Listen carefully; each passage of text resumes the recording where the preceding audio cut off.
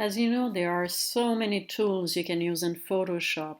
In this tutorial, we will see how to use one specific tool in the toolbar, which is called the blur tool. That could be useful if you want to post pictures on Instagram, etc.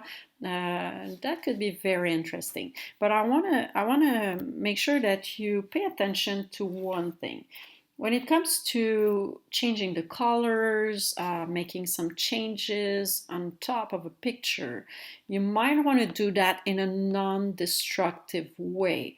What I mean by that is that you can make some changes directly on your layer, but there is another way, which is called again a non-destructive way of working, which means you just have to create a different layer and you do your changes on that specific layer. So in this case, what I want to show you here, like I said, it's the blur tool here. So I'm going to pick my tool. I'm going to choose the blur tool. Okay. In my case, I have a huge brush here.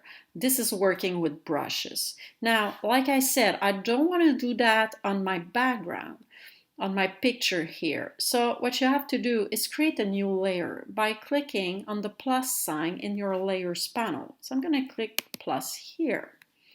So make sure at the top here you choose sample all layers, because if you don't tick that box, well, you won't be able to do anything. So make sure that you tick that box, sample all layers.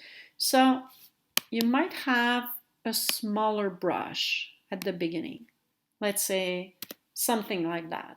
So you might understand that this is pretty small to work with. So you can change your brush size by clicking at the top here in your bar and changing the size of the brush. Now the hardness, you don't want to touch this, because if you push it, for example, at 100%, that means the edges of my brush is going to be really hard. So you want it to be blurry, so keep it to 0% for now and change the size of your brush. The other way is to right click directly on your picture. So I right click here. As you can see, I have the option to change the size of my brush. So what I'm going to do is just doing some brushing on top of my picture in order to blur the corners actually of my picture right here.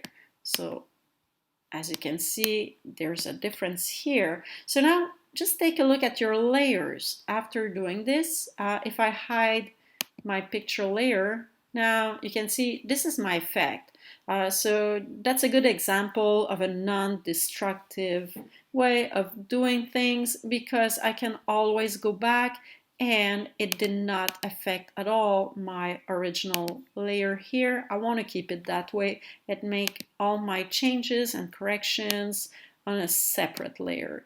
So this is very important. Make sure you create a new layer and do your effect directly on that different layer.